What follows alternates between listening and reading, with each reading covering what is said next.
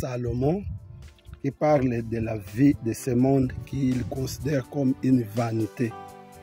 Il dit ceci: j'exécutais de grands ouvrages, je me bâtis des maisons, je me plantais de vignes, je me fis des jardins et des vergers, et j'y plantais des arbres à fruits de toute espèce. Je me créais des étangs pour arroser la forêt, pour croiser les arbres. J'achetais des serviteurs et des servantes, et j'eusse leurs enfants nés dans la maison. Je possédais des troupeaux de bœufs et de brebis, plus que tous ceux qui étaient avant moi dans Jérusalem. Je m'amassais de l'argent et de l'or et les richesses des rois et des provinces. Je me procurais des chanteurs et des chanteuses, et je délice des filles de l'homme, des femmes en grand nombre. Je devins grand, plus grand que tous ceux qui étaient avant moi dans Jérusalem, et même ma sagesse demeura avec moi. Tout ce que mes yeux avaient désiré, je ne les en ai point privés. Je ne refusais à mon cœur aucune joie, car mon cœur prenait plaisir à tout mon travail. Et c'est la part qui m'en est revenue. Puis j'ai considéré tous les ouvrages que mes mains avaient faits et la peine que j'avais prise à les exécuter. Et voici toutes les vanités et poursuites du vent. Et il n'y a aucun avantage à tirer de ce qu'on fait sous le soleil. Je crois que si nous sommes ici au niveau de cette cimetière, c'est partant de ces écrits que je venais de lire. Notre frère Salomon, avec la sagesse que Dieu lui a donnée, il a essayé un peu d'étudier la vie de l'homme sur cette terre. Et il conclut que la vie de l'homme n'est que vanité. Comme la Bible le dit que nous sommes venus nus et nous allons encore retourner nus. Si nous voyons comment l'homme vient sur la terre et comment il retourne dans la terre sans rien emporter, vraiment la vie de l'homme n'est que vanité. Ça fait mal de voir qu'à cause des choses que nous allons abandonner, les gens entrent dans la magie, les gens entrent dans des histoires compliquées juste pour terminer mal leur séjour. Ça, c'est un lieu de silence. Nous pouvons faire une année ici, vous n'allez entendre ni bruit, ni battement, ni tam-tam, parce que c'est un lieu de silence. Ces gens que vous voyez, c'était des personnes comme nous. Ils avaient de la valeur, ils ont été considérés. Il y avait des honorables ici, il y avait de grandes personnalités. Mais aujourd'hui, ils ne sont plus emportés par la mort. La mort les a emportés. La mort nous a séparés de nos amis, de nos frères, de nos camarades, de nos familles. Mais la vie ne se termine pas ici.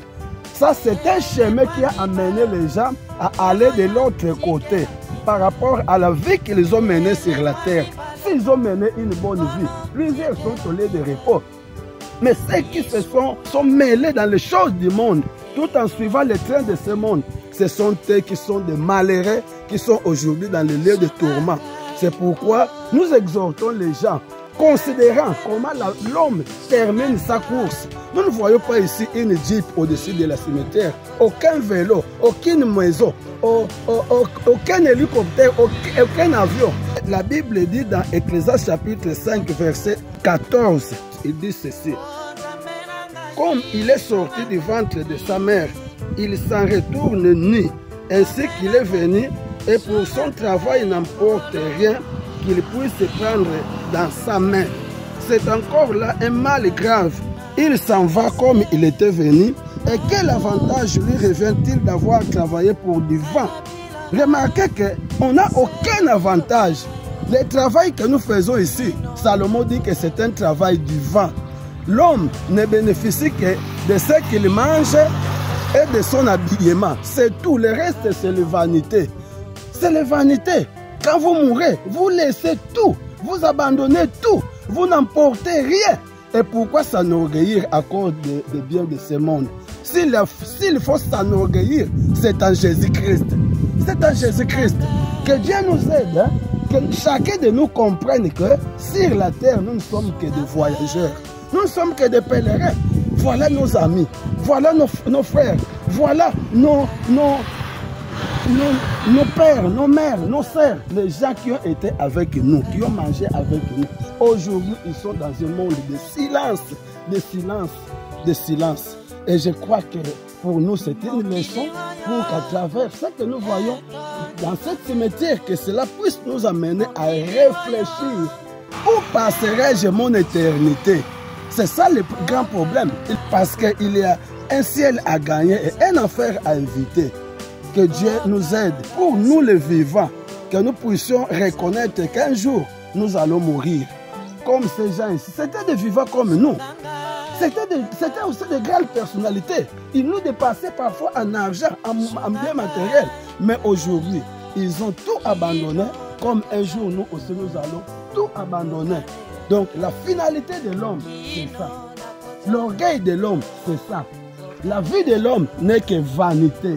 Que Dieu nous vienne en aide, que nous puissions avoir la même réflexion avec Salomon, qui pouvait réfléchir sur la mort, qui pouvait comprendre que la vie de l'homme se termine sur la mort, sur cette terre. Et après la vie, c'est le jugement. Il faut que chacun de nous sache que celui qui l'a servi, c'est celui qui l'amènera vers chez lui. Si vous avez servi Jésus, Jésus t'amènera vers sa demeure. Si vous n'avez pas servi Jésus après votre vie, nulle part, vous êtes le plus malheureux et il serait mieux de ne pas naître.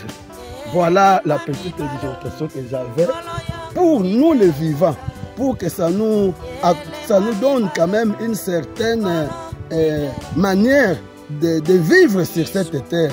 Craindre Dieu, obéir à sa parole.